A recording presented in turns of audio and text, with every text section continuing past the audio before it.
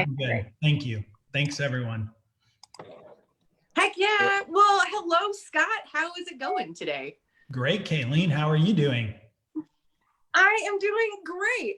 It looks like we are live and ready to go. So hello, everybody. I'm happy that you're joining us for lunch. My name is Kayleen McCabe, contractor and host, joined as always with my friend Scott Seelar from CEFCA. And this week looks like, Jennifer, you're still on. I'm joined by Jennifer Wilkerson from NCCER. And so I'm very excited to get to chat with everyone today. But normally before we start the show, I kind of geek out, Scott, about something on my tool bench. So this week I thought, I'm like, it's not really a tool, but because of this week's guest who, I came across NCCER through Skills USA, and at one of their events, they were celebrating 20 years, which is a huge achievement. And at this event, they were handing out some of the coolest headgear I've ever seen. And so I keep this in my shop. And, this is why people... What is that like? Is that like a ship? Something somebody wears on a captain's ship or something like that? Yes, I can't take myself seriously in this. It's a very nice piece that they handed out to celebrate 20 years. So it was, I had to bust that out because I just wear it around my shop for myself. But now I get to show the public the cool swag you get when you know really awesome people. So that's this week's goofy thing off my shelf. So Scott, a question before we kind of kick this off. How does CEFCA work with NCCER? Yeah, so gosh, we've worked with NCCER for over 20 years now, actually, now that I think about it. Jennifer, we go back to the days of Dan Bennett and, those guys, Dan and Steve and Don White have been involved forever. But yeah, we're the largest NCCER accredited training sponsor here in Georgia, Kayleen, which sounds really fancy, but what that means is we use their curriculum a lot. We use the NCCER curriculum here in Georgia to train high school students, to train construction ready students. And, we latched on to NCCER a long time ago. We just love how their curriculum is nationally standardized, which again, those are big fancy words, but what that means is students can learn, construction here in Georgia, and then they can go to Colorado, and the contractors in Colorado will recognize the training that they received here in Georgia. So the training is portable. They can take the credentials all over the United States, for that matter, all over the world now, and those credentials will be recognized by contractors. And so that's what we love about NCCER. That's why we use it here in Georgia, and that's why we've been using it for over 20 years. That is absolutely incredible. And yeah, I know, right? It is. Jennifer and I will applaud for that, because that is a huge achievement. And that's what I think really attracted me to this group and the program and the curriculum, is because it's something that was standardized. It was above board. It was, the top notch of curriculum, but then kids could travel with it. Students could take it anywhere. It's a very mobile thing that we're giving them. And so Jennifer, I just don't want to leave you sitting there, hanging out. So folks, this is Jennifer Wilkerson, obviously a friend of mine, but you are the senior, what is your title with NCCER? Well, I was in product development, and then I was in marketing, and now I am the Senior Director of Innovation and Advancements. I love that title. It is fantastic. Yes. Well, yeah, NCCER has always been leading the way with innovation and stuff. And so for folks who don't know, let me say it real quick. NCCER stands for the National Center for Construction and Education Research, which is the very fancy title. And it is. You guys are the center. You set the standards. And with this curriculum, it's been everywhere. So for folks who don't know, what does NCCER do? Sure. We develop curriculum and assessments for commercial, residential, industrial construction. And not only do we have the curriculum assessments, but we have the credentials. So when we started, one of the things, the demand from the industry is they wanted to be able to recognize and validate that someone had actually gone through a career pathway, particular curriculum. Do they have the performance side? Do they have the knowledge side? And can you represent that? And I love the way that it was said just a few moments ago, is regardless of where you start your training, you can travel. That's the great thing about portable curriculum, portable credentials, is that it doesn't matter where you go, you own that training and you should be proud of that training. And so it's just like if you went to a university. That's the same thing, is that you are in a career program that you can utilize globally, and people can recognize that and give you credit for what you've been able to accomplish. Yes, it's fantastic. It's finally letting the public and everyone know that this industry says, this is our degree. This is our standard. And this is how valuable it is. It can go anywhere. Oh, I'm so jealous.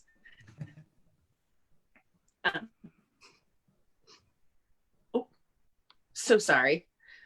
So, you know, you have several programs. It's just not the curriculum. There's also Build Your Future, which is, I have also helped out with this. I love it so much, of thinking of really building your future, talking to high school. Have you tapped into middle school yet? Like, you know. Some we want to do more of that. I mean, Georgia's definitely leading the way in that. I know SEPCA's really reaching out to middle schools because that is crucial. The thing that we have to remember, we can never start too young, right? So whenever young people, even in kindergarten, at elementary school, and they're exploring, what do I like to do? What am I good at? I really truly believe that people are born wanting to build something. They're born wanting to create things. They just don't know that construction gives you that venue, and that sky's the limit, right? Like, you can be the CEO, you can start out wherever you want. But I will give kudos, because I know Scott and their program are really working on that outreach and incorporating the middle schools and giving these students opportunities to start much younger on their pathways. Yeah, thank you, Jennifer. Yeah, we've figured out, you know, we started with the high schools all those years ago, you know, doing the NCCER curriculum, and that was awesome. And we still do that, but we figured out that a lot of times by the time students reach high school, they've already formed their opinions, you know, about the trades or about, you know, whatever. And so we have to get to them, you know, in elementary school, middle school, and that's what we're working on here in Georgia now. But we were looking at a quote on your site that we really like on the NCCER website. It says 81% of high school dropouts say relevant real world learning opportunities would have kept them in high school. That's an awesome statistic. Tell us how NCCER reaches those students with real world learning opportunities across the world. Well, I think the key thing about NCCER that makes it very different is that we have subject matter experts that actually work on the curriculum and develop these programs. So, you know, there's a lot of fantastic curriculum out there, but a lot of times they have one author to that curriculum. So by actually bringing together the construction companies across the United States and globally at times too, and finding out what is it that people do with these skills? What are they going to be doing, and how do they do it? And how do we teach that to them so they can do it? So they're bending conduit. They're, you know, actually building things and doing things that relate to what they will be doing when they're done with the curriculum side, or if they're incorporating their on-the-job training within the curriculum, that it's what they're doing. And I think the other key, as Kayleen mentioned earlier, is our outreach. You know, not only are we in the education systems across the United States and over 3,500 schools and everything, but our outreach through Build Your Future is crucial. And so it is really not only getting out there to the students and talk about opportunity, but getting out to their parents and to the counselors and to the teachers and explaining, you know what, if you want math to come alive, if you want science to come alive, let's talk electrical, let's talk HVAC, let's talk pipe fitting, let's help people explain how math works in the real world and how science on a crane, and where we're talking about loads and the dynamics of all of that come to life through construction. I mean, that's what's so fantastic about our industry. Yeah. It is real. I mean, I said it multiple times that I did not understand Pythagorean theorem until the first time I went on a job site and squared up a wall. And I was like, oh, this is A squared B squared equals C squared. And that real world experience is so crucial for students to kind of get that excitement in it. And I love the fact that NCCER is making it cool. You know, it's not just this, oh, you're going to go work in construction. I mean, you folks are really going in there and then showing, look at this as the scope. And in my opinion, it's cool toys that you get to play with. But what is NCCER doing to help make, okay, first of all, I want to rewind a little bit. There are a few phrases that we're trying to get out of our vernacular. It's not like vocational trades anymore. You're not just a trades person. What are things that NCCER uses? What are the terms? So first off, vocational education. Yes. I mean, there were, people felt that diminished what they were doing. So career tech ed, that movement was back in the 90s, but it truly is career and technical education, because it really does take very specified knowledge and skills to be able to do this. And then the other term that we use are craft professionals. So we talk about the people in our industry are true professionals. They're technicians. They become the professional at that specific craft. And when you talk to somebody in construction industry about what they do, and they talk about the years that it takes for them to be a craft professional, the dedication to their career, the opportunities that allows them, I do think that the way we speak about our industry is crucial. I do not consider it middle skills. If you right now are living in Florida, as we are, and it is super hot and your air conditioner goes out, you do not want a middle skilled HVAC technician to show up to fix your air conditioner. At that moment, that HVAC technician is as important as your attorney or your doctor when it's 100 degrees outside. And then I would even go on the bigger scope. If your children are attending schools, if you're driving over a bridge, if you're turning on your power, those are not middle skilled people. Those are highly skilled professionals that actually make our lives better on a daily basis. The buildings that we go to, like I said, the switch you turn on in the morning for the power to come on, it goes through wires that go to a power plant that is built by craft professionals and maintained by craft professionals. And you're very thankful that they're doing that. Yes. And I love that rephrasing of that terminology. I'm so proud to call myself that. We are professionals. It's not like I wake up in the morning and decide like, I'm just gonna, go tear on a wall. No, this is a skill. It takes a long time. So, okay, with that, then going back to, changing the phraseology, how are you making it cool? And is skilled labor still the appropriate word to call it?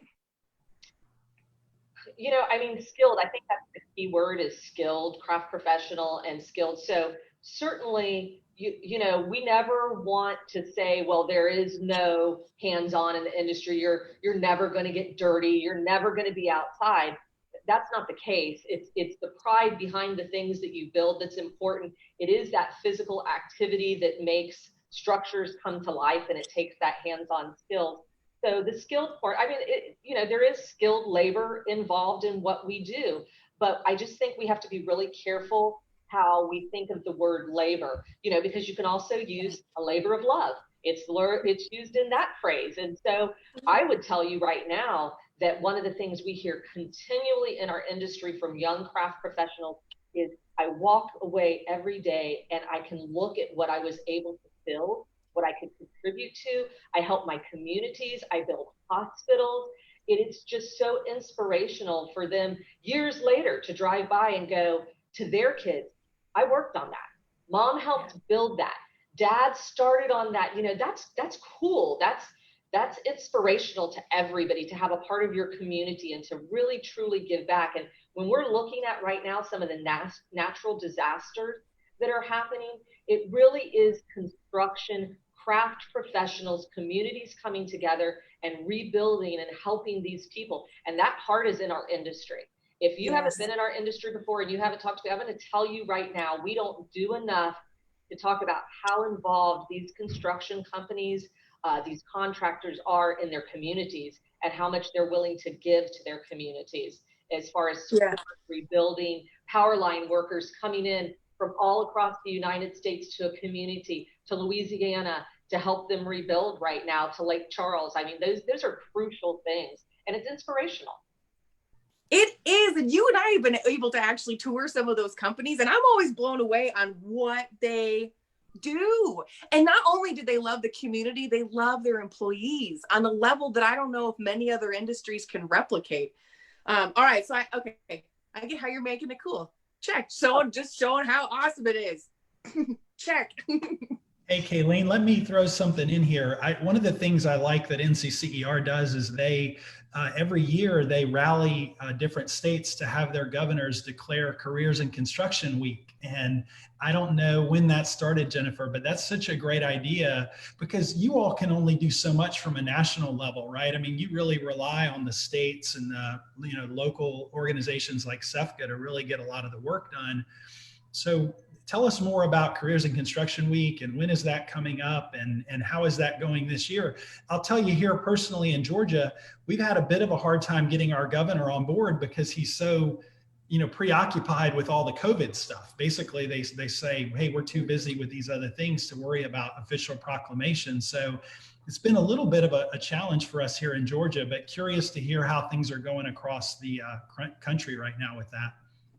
And, I do thank you so much, Scott, for bringing that up. So Careers in Construction Week started years ago, and we really did focus on 1 week out of the year. Let's just, obviously construction is always important, but let's really dedicate and give some, pats on the back to the people that do it and encourage more people to get into it. And then it grew into a full month. So every year during October, we celebrate Careers in Construction Month. And what we do, as you said, we encourage states to recognize that so we have proclamations on our website that are already done, and you just send it for your governor from your state and you ask them to recognize October and give some dedicated time to that. And what we do is we create all kinds of programs and we do all kinds of different stuff. And I would say you're not alone this year. Obviously, there are many concerns that governors, are really involved with right now. So it may not have been as, I have someone giving me the number, so this is really good. We have 39 states that have filed for proclamations. We have 8 that have officially proclaimed, and that is lower than what we typically have, but recognizing, absolutely, we're in the midst of a pandemic. So what do we do? So on our website at byf.org, under our Careers in Construction Month page, we've done some really cool things. We have the opportunity for people to pledge that they're committed to going out to their classrooms, whether that's virtually or that's in person. For contractors, we're asking them, commit to finding a young person that's really enthusiastic in your company to go out and talk to their local schools or make a video that their teachers can show in their local schools. And then we're also doing some really cool stuff. We're giving away 3 class scholarships of $5,000 a piece. And I'm looking over and checking that I'm not making the wrong statement. $5,000 a piece. We are going to be picking schools to receive construction career tech programs to receive a scholarship to help their programs. And so we're asking contractors, come to our page, take our tips and tricks, find out how to get to your local school, middle school, elementary, high school, we don't care what it is. I think that's vitally important. I go around and I talk to different contractors across the United States throughout the year, and they go, what should I do? And I'm like, first thing you need to know is what is the closest high school, middle school, or elementary school to your project site right now? And if you can't answer that for me, then that's the first step you need to do. Then you need to contact that school. And I would tell schools and contractors the same. Both sides don't know, well, what do I say to the other? Well, I don't know. Who do I call? Who do I talk to? Just be open to go in there. I tell contractors, sponsor a teacher's luncheon, a teacher's breakfast, so that you could just get the opportunity and introduce yourself and say, we're the local project right down the street, and we'd love to get involved with your students, and we'd love to get involved with your school. Can we come talk to them? And from the school perspective, I would say, are there project sites that are going on around you? Are there organizations like CEFCA that can connect you with people to come and talk to your students and bring them into construction? So I would just ask, we're putting out a lot of different stuff on our BYF site. We have a lot of fantastic videos, tips and tricks, scholarships to win, and let's just really give extra attention during the month of October to the opportunities in the construction industry. I love a whole month of mindfulness for this. Scott, what a great question. I forgot. The whole COVID thing, like, what? It's September, huh? Jennifer, I have a lot of questions coming in. Can you please repeat that amazing scholarship and then also where folks can go again to get information? Okay, so if you go to byf.org, which is our site for our Build Your Future, and you go into the Careers in Construction Month page, we have up there, Proclaim October. I'm looking at the site now, spread the word, sign the pledge, enter the competition. We have an I Built This video project that every year we do for schools. And I think we've done it a little differently this year because we know a lot of students are at home learning, but we're still giving away amazing prizes. And, you know, really this effort, all of those pieces are really to give recognition to our industry and bring people into our industry and tell them, we want you in construction and we have great career paths. Jennifer, you have another really cool tool that I wanted to mention, and I just discovered it myself. I mean, this is proof that you guys are always innovating and, you know, finding new ways to do things. But this connection map is something I stumbled on, you know, on your website, and that's so cool. It's a map of the United States, Kayleen, and it has, you know, schools that are doing construction, and it has companies who want to get involved with schools that are doing construction. It says, hey, you guys can match up right here through this site. It's connection map on nccer.org. And I've already asked my team, how do we get Georgia more plugged into that? Because unfortunately right now, Georgia is kind of sparse. There aren't a lot of logos there for Georgia. So we're going to work on that, Jennifer, and populate that a little bit more. And you know, that the really interesting thing that came about, I was at the Association for School Counselors of America one year, and I was talking to counselors, and they're like, how do we find someone to come in and talk at our classroom? And so I'm scrambling, trying to find someone in their area. And we were just like, we should make this easier. We should let schools sign up and contractors sign up and do this constructionmatch.com and let them find out who's in their areas to just, because again, that's the hard thing. People tell me, I don't know who to call. I don't know where to start. Yeah. So let's start. And that's on our pathways.nccr.org site. So again, that's pathways.nccer.org, and you can ask you a few questions and you just get your information out there and look and see which contractors are already there maybe in my area, and from the contractor perspective, which schools are already there. Yeah, and it even has a feature where if you have materials that you want to donate, if you're a contractor and you want to donate materials to a school, that's right. There's a little icon that, you know, is specific for that. Here, hey, here's a contractor that has a load of 2x4s that they want to donate to a local school. And so just such a great idea. And, you know, that's the sort of cool thing NCCER is always doing. We appreciate it, Jennifer. Yeah, we like doing it. I wish we could do more. And I think that you made a really fantastic point earlier, Scott, is that at the national level, NCCR can only do so much. So it really is that grassroots. And so it's vitally important for us to have CEFCAs. Having construction education foundations across America are super important consortiums, people to come together and say, we're going to work together, we're going to educate the kids in our state, and we're going to provide them opportunity. That is absolutely crucial. Thank you. Oh, this, you know what? Okay, I don't want to pull down the fourth wall for all of our fans watching, but we did have some questions to ask, but my mind is blown. There are so many fantastic things and information being passed, you know, and what NCCER does is not only find ways to connect, but you're reaching all sorts of different folks. It's not just students in classrooms. You know, you want to make sure that everybody has an opportunity to pursue a career. So maybe you're transitioning for something, or in the case that I like to talk about, NCCER does a great job with veterans. Can you talk about your veterans program? Sure, I love our veterans program. So Hard Hat Heroes is the name of our program. And what we do that's a little bit different is that we recognize the training that veterans already received when they were in the service. So you come into our portal, you find out your branch of the service, and then you go in and you find your MOS code, whatever that might be, depending on which branch you were in. And then we will show you all of the credit you can already receive. There is no additional test today. We already know that our military trains the strongest, bravest, most wonderful people in the world, and we just want to give you credit for the training you already received. You fill it out, you upload your DD-214 or your training transcripts, and we translate that into NCCR credentials and provide you with those credentials so you can go get a job in the industry and start at the point you deserve to start out. You don't need to start over and do training that you already received. We're going to give you that credit, and it's Hard Hat Heroes. Hardhatheroes.com. And what is the .com or veterans.byf.com? I mean, .org. Sorry, I'm even messing it up. Veterans.byf.org. And is there a cost for the veterans to participate with this? Nope, there is no cost. There is no cost.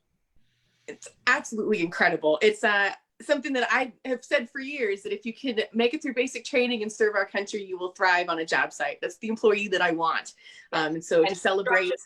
We want the veterans to come in and start there and then continue their training with whatever organizations are near them that can help them out. And the contractors, you know, the great thing about construction is contractors are willing to pay for their employees to get training and to progress and to upskill. So absolutely, we are very veterans friendly in construction.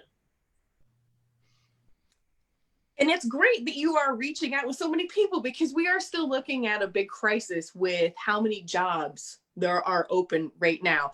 You know, it's not only a lot of people retiring, but then a large disinterest in this career path for the last, 20, 30 years.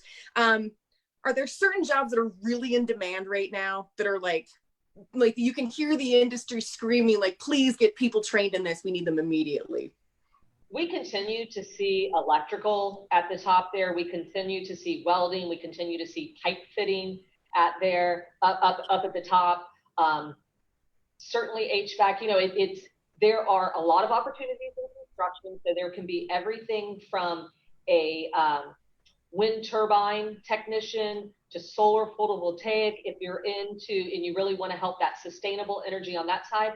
But if we go back to some of the core ones, yeah, we're still seeing demand. There's never enough electricians. There's never enough welders. There's never enough pipe fitters or plumbers or HVAC technicians. So I would say those probably still rise to the top. What I love on our BYF site is that you can go to, we talk about maps, but on our homepage, you can scroll down to the map and click on your state and look at the craft labor map.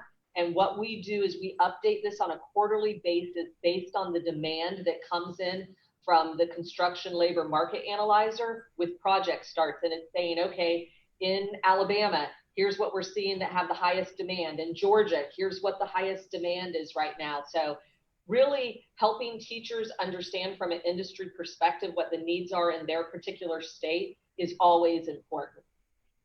Hey, Jennifer, I would just add that I agree with everything you said about the specific trades, but I was reading a report this morning from Ken Simonson, from AGC Georgia AGC National. And he said one of the biggest needs is just entry-level workers. I mean, absolutely. That's a big one that we see here locally is, so even if you don't have, a license or you don't have the training in electrical or heating and air, there are opportunities for you in construction to, get a foot in the door and, start a career. And our Construction Ready program here in Georgia is one of the best ways to do that, to just get a foot in the door. And then you're on your way to becoming an electrician or a welder or, whatever trade it is you want to specialize in. But there's still tremendous demand just for that entry level worker across our industry, I think, is what I'm seeing. Thank you for saying that. So absolutely my mistake. I mean, where you start is at that core, and we even call it our core curriculum. You need to start, and that's what's so neat about that is getting your foot in the door, getting that basics to the basic safety, intro to power tools, hand tools, construction drawings, and then getting to figure out, what do I like most? And then you pick, and that's when you move on to, oh, I really like electrical, I like pipe fitting, I like welding. So, but you are absolutely 110% right. We just need to get people in the industry, give them the basics, bring them onto the project sites, let them see the wonderful industry, and then move up from there and decide which particular craft they want to go into. Yep, that's right. It's the best place to start because there are so many different career paths to go down. How would you even choose? And having the base of the core curriculum. And, these jobs starting out are not low paying jobs. More often than not, they're still higher than minimum wage, and the growth potential is through the roof.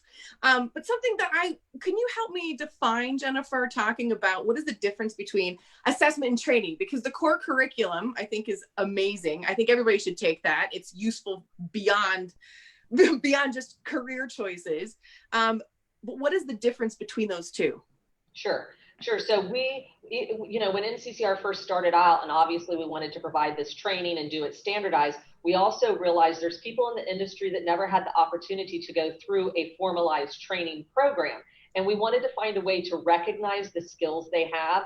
And again, it's very important. That's something that we have to make sure every industry does, is recognize those that didn't have that opportunity. So someone can go to an NCCR assessment center, and they can actually take a knowledge side and a performance side to be certified, to be NCCR certified if they are already in the industry, they already have the skills, they just did not go through an established NCCR training program. So that's the assessment side. It's to recognize those people that are already out there and they have the ability and the know-how to become certified.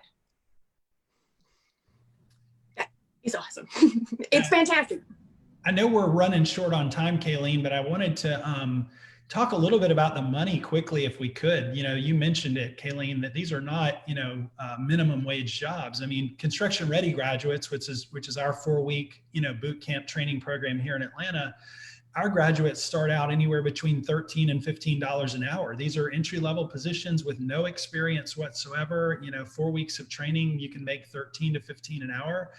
And then, gosh, I mean, once you become a skilled electrician or a skilled welder or plumber, I mean, you can make $70,000 to $100,000 a year easily. And then you can keep on climbing if you want. You can become a foreman or superintendent. I know the superintendent here in Atlanta on Mercedes-Benz Stadium made something like $250,000 a year. And so it just depends. This industry, it really depends on how hard you want to work and how high you want to climb and how much risk you're willing to take and how much, how hard you want to work. And you can make as much money as you want to make in construction. And I think, that's one of the most, if you're interested in money, that's one of the most exciting things about our industry that I always lift up. It's great that you said that, Scott. I love it because on our Discover site, we have a site, discover.byf.org. I know we have tons of sites, but the Discover site, we have an interview with Senator Keith Perry here in Florida, and he actually started out as a laborer in the roofing industry and worked his way up, and him and his friends started their own company, and then he built up in the company, and then he was asked to run for office, and so he owns Perry Roofing and has 150 employees, and then he's also a senator in the state of Florida. So I always talk about that. Sky's the limit, right? President of our company started out in carpentry in a Skills USA program in a competition and ended up getting hired by the Haskell Group, and Boyd Worsham worked there for 38 years and not only moved his way up, but they paid for him to get his MBA, and he eventually became a VP at that group. So absolutely, it's high paying, high demand jobs, and that's what construction's about. Well, and NCCER has one of my most favorite tools ever on showing not only the industry, but the money you can make, and that's your trading cards. And I don't know if you have a set handy, but Ashton was one of our guests a while back, and I'm so excited to see that she's represented as the Mason in one of your cards. And so, talk about folks and watching the trajectory. It is still happening. It's something that's very important that everyone needs to understand, that forever you can start at any level and make it so far with this career path. But Jennifer, I don't want to take up any more of your time. This half an hour flew by. This was phenomenal. I'm so excited that the three of us got to hang out and chat. We're going to list all of your websites during this chat as well, Jennifer, to make sure everyone knows where they can go and find all the different parts of information. And if not, I'm sure they can go to just a general website and then hunt it down. So thank you so much for joining us today. Thank you. Thank you for having us. This was fantastic. Anything I can do to help. Jennifer, thank you so much. Good to see you again. Good to see you too. Stay well down there in Florida. Kayleen, good catching up with you as well. We'll see you next week.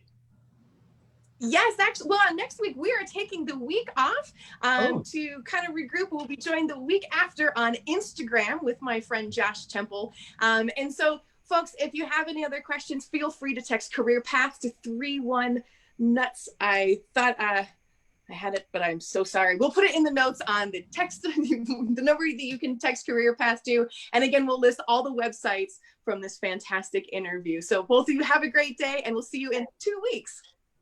Sounds good. Thanks, Kayleen. Thanks. Bye-bye.